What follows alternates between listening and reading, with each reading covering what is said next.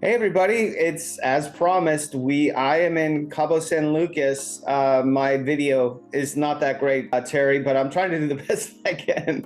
I like being in my office when we shoot this, but this is Money Matters episode 9, and Money Matters every week, every day. So come rain or shine or come Cabo San Lucas, we record. And Monty, thanks for joining us. I know you were out of town last week, but how are you today, Monty?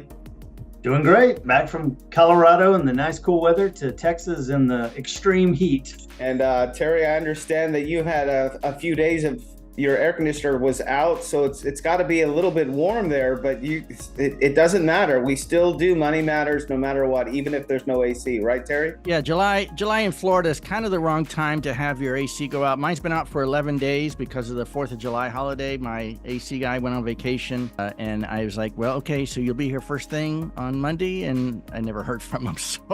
So it might be day 12 tomorrow. I grew up in in Florida without air conditioning. What's another day without air conditioning? It's not the best, but we make do. We make do.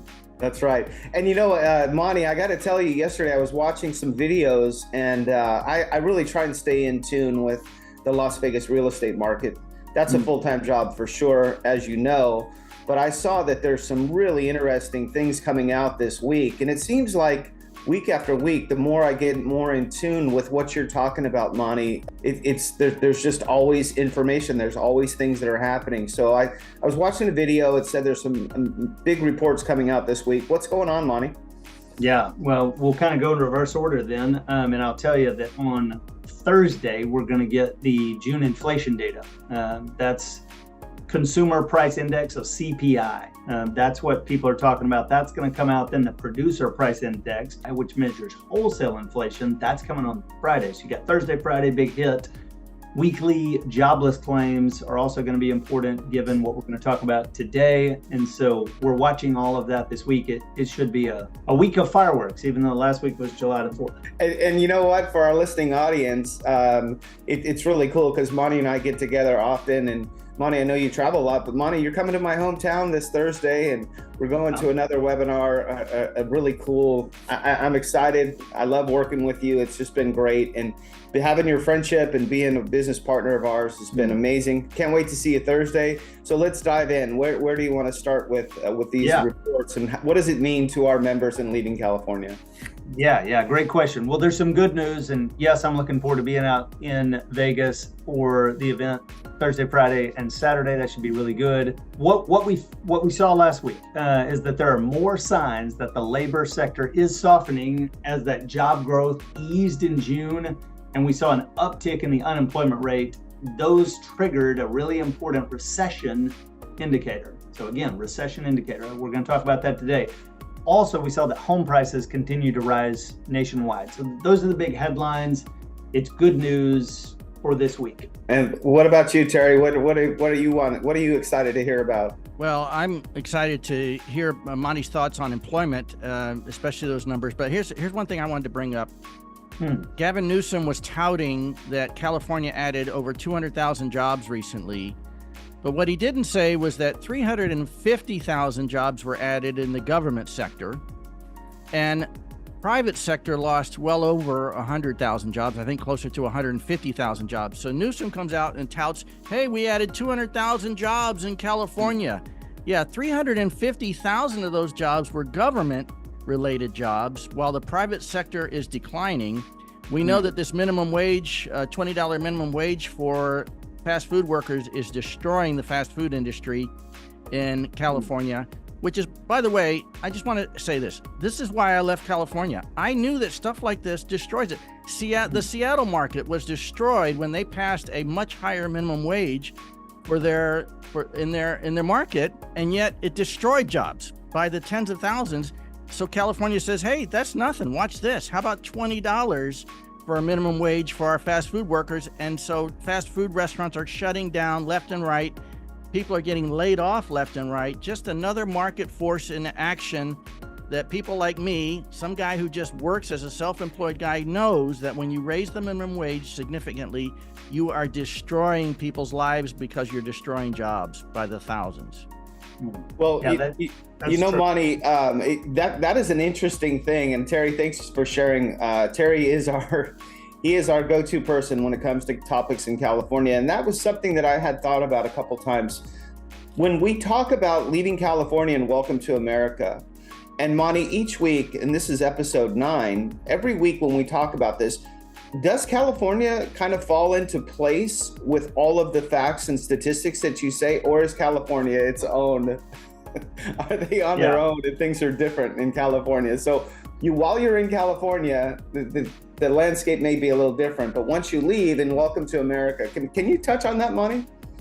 Yeah, I do think California marches to the beat of their own drum, for sure. Everybody knows it. The statistics we give every week are nationwide. So they do include California, but it's also including 49 other states. So for the most part, I would say it's indicative of what you're seeing in other places and not so much California. We all know you need to leave California to experience true life and the benefit of having a home that you can actually afford in an area that is thriving. So the first thing I wanted to talk about today was the BLS report that came out last week. That's the Bureau of Labor Statistics. That reported that there were 206,000 jobs created in June.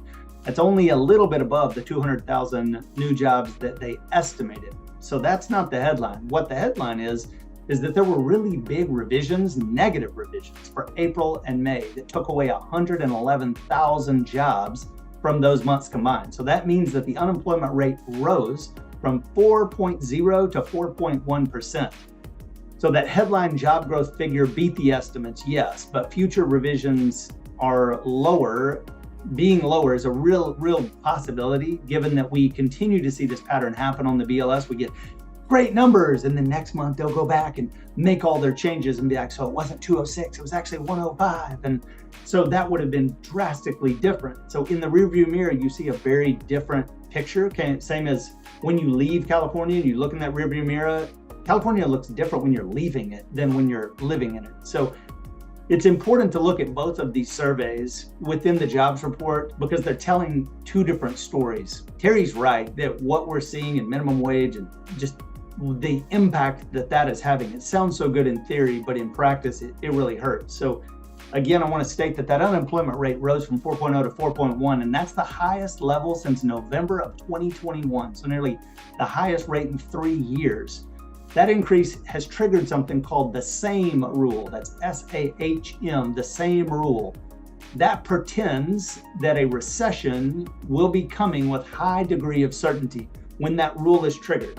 It's named for a former Fed economist, Claudia Same. That indicator is when we see a 3-month moving average of the unemployment rate rise by 0.5% or more relative to its low during the previous 12 months. So we are now seeing that has been triggered. So that's a big deal. These things that we've been saying, hey, it's coming, don't worry, it's here, it is coming. Now, it's also important to note that they don't call a recession before it happens, they call it retroactively. We only know we're in a recession. We don't ever say a recession is starting right now. So that's interesting. The other thing on the job side is the ADP employment report. It showed that private payrolls, this is kind of to Terry's point, that those rose less than expected in June. Employers only added 150,000 new jobs versus what they thought was going to be 160,000 jobs. And that marks the 3rd straight month that job creation has slowed among these private employers.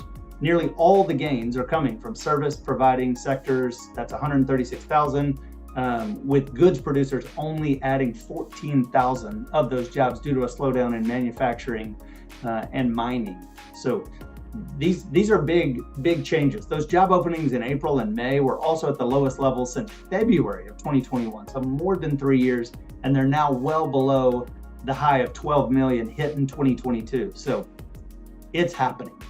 Yeah. You know, I was watching another video, and I apologize for watching so many videos, but you know, that with social media, I mean, we're always in tune to this, but one of the things that they were talking about is how a lot of lenders had said, you know, go ahead and buy a house now and then you can refinance. Well, now they're starting to come out and say, well, you know, all the lenders said you could buy now and then you can refinance later when the rates come down. Well, the rates aren't coming down. And so they're saying, well, maybe we made a mistake, but I still think with the appreciation and the housing prices going up, maybe you could just address that for our members out there, because I know they want to hear about facts and things that really pertain to them. But so a lot of our clients were told, go ahead and buy a house now and you can refinance later. Well, the rates haven't come down, but appreciation is going up. Can you address that for our clients? Absolutely. You just gave me an idea too, David. On one of these future episodes, we really should do a sample case of buying now with higher interest rates versus waiting until the rates go down. I've got a great tool that we can screen share and show that. And I'm also happy to do that with anybody individually. So if they're debating, I can run that tool and send them a screenshot of their very situation. What it tells you at the end of it every time is that appreciation far outweighs interest rate. We tend to say, well, I'm gonna wait till the rates go down because I'll get a better payment. That is true if all things were equal, but things aren't equal when houses continue to appreciate. So you've set me up perfectly, because CoreLogic's home price index, we got that last week, that showed that home prices have risen nationwide 0.6% in May after rising 1.1% in April and 1.2% in March. So that's showing that it's been the strongest season for home values nationwide. Prices are also 4.9% higher than they were compared to last May. So if you take year over year, we're up 4.9% from where we were last year. So you are an easy 5% better off in what you have now if you bought last year, even if you thought you could refinance by now. The difference in the interest rate is not 5% of the value of your home. So this latest rise in home prices reported by CoreLogic and ICE, ICE used to be called Black Knight. So if you've ever heard of Black Knight, that's the same thing. Those both echo that strong growth that we've seen in other major indices like Case-Shiller or the FHFA. Both of those said the same thing. All these reports continue to demonstrate why home ownership remains a good opportunity for building wealth. So couldn't agree with you more, David. That's what really matters at the end of the day.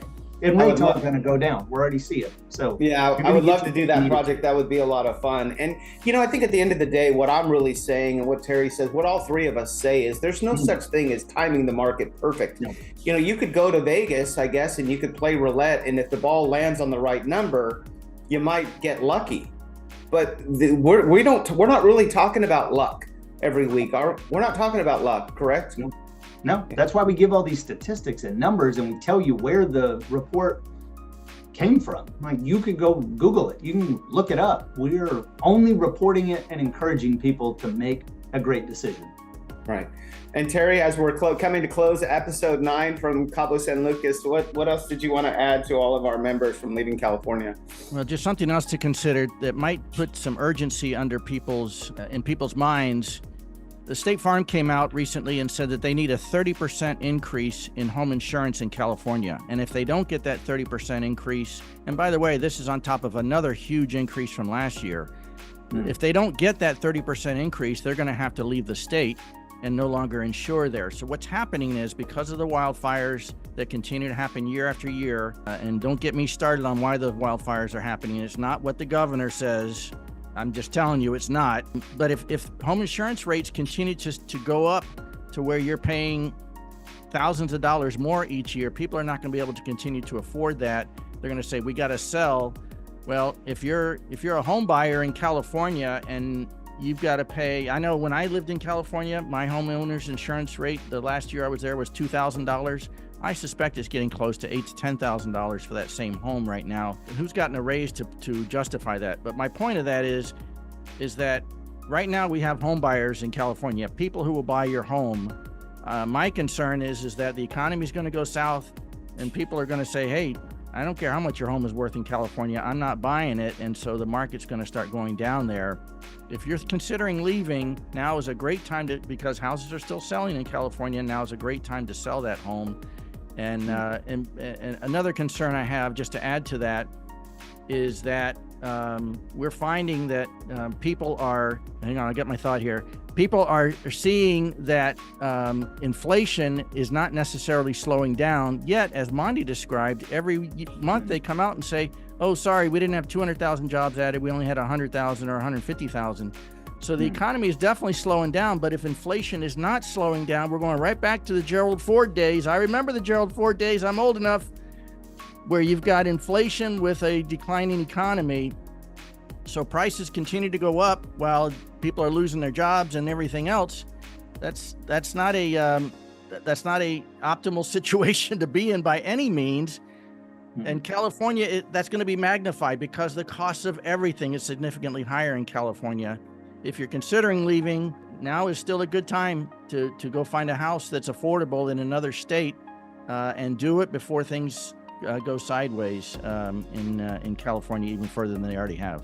Well, as we say every week, week after week, we have professionals, we have a network of people that deal with this on a daily basis. And our consultations are free, and we can give you the information that you need to make a really well-educated decision. Monty is available, his team's available, and if you really want to find out more and you're really serious about leaving California, you should get with our network, get with us. We'd love to talk to you more. So please give us a call, send us a message. We look forward to seeing you again. Again, this is episode 9 of Money Matters. I'll see you this week in Las Vegas, Monty. And Terry, you got to come out to Vegas. Maybe we get you an air conditioning out in Las Vegas. Have a nice cool day out there somewhere. I'm getting used to no air conditioning. I'm going to take you up on that. Oh, there goes my light. All right, everybody. Have a great week. We'll talk to you later. See you. Take care. Bye-bye.